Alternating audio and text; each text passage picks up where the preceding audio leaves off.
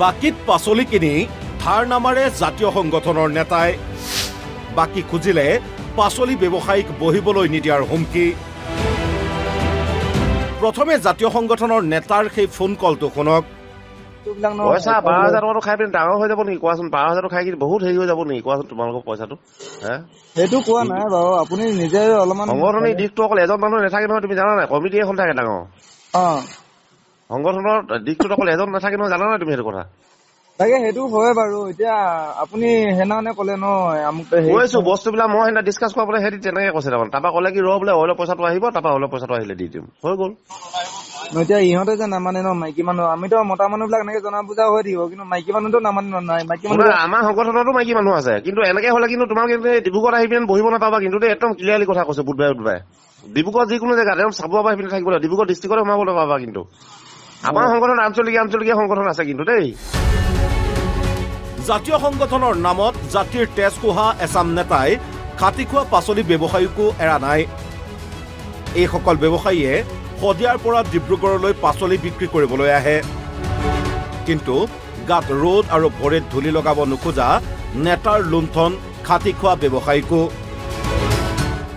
আক্ৰাছু নেতা বুলি চিনাকি দিয়া দিগেন দত্ত নামৰ এইজন নেতাই প্ৰায় 12,000 টকাৰ পাচলি লৈ ব্যৱসায়ীসকলক দিয়া নাই পইচা চব্জি লৈছিলে আমাৰ পৰা শদিয়াৰ পৰা আহিছো আমি ৰাতি 2টা বজাত আহো আৰু চব্জি লৈছিলে আমাৰ পৰা গধূলি টাইমত দিম বুলি সন্ধিয়া টাইমত চব্জি লয় দিনত ৰাতিপুৱা লৈ গৈছিল 8টা বজাৰ পৰা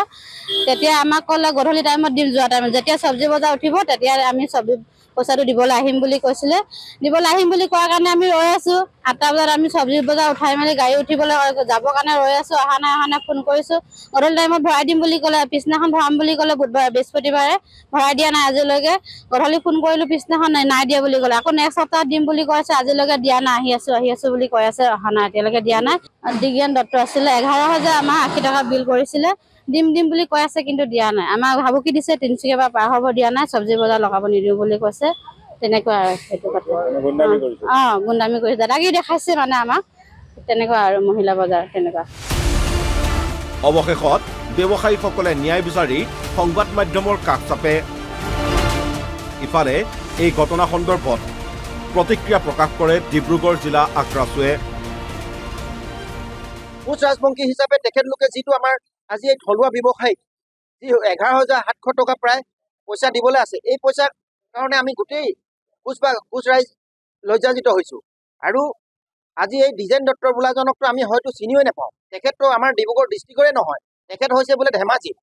আৰু ধেমাজি এজন ব্যক্তি আহি এই ডিব্ৰুগড় ডিষ্ট্ৰিক্টত মই মতালি হিচাপে যি